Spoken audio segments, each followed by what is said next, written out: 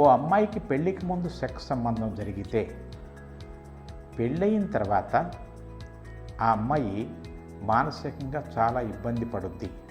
అంటే నేను పవిత్రురాలు కాదు అనేది సమాజం లోపల ఉన్నటువంటి భావన. పెళ్ళికి ముందు సెక్స్ చేయటం తప్పు, ఇది మనం కాబోయే భర్తను అన్యాయం చేయటమే అనేది సమాజంలో ఉన్నటువంటి భావన.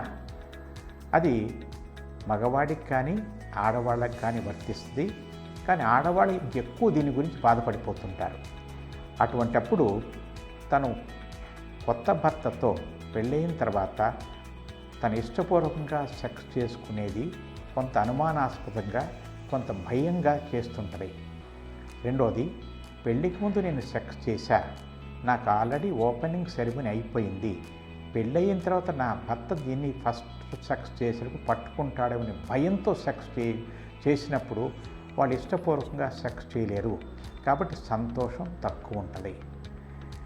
దీంతోపాటు పెళ్ళి కాకముందు తనకిష్టమైన ప్రియుడితో సెక్స్ చేసుకున్న అమ్మాయి పెళ్ళయిన తర్వాత వేరే మనిషితో కనుక సెక్స్ చేశారనుకోండి, అప్పుడు పాత యొక్క ప్రియుడితో చేసిన సెక్స్ని కంపేర్ చేసి తనకు సంతోషం ఎక్కువైందా తక్కువైందని కంపేర్ చేసుకున్నప్పుడు వాళ్ళు కొంత మానసిక సంబంధించిన సంఘర్షణకు లోనవుతుంటారు.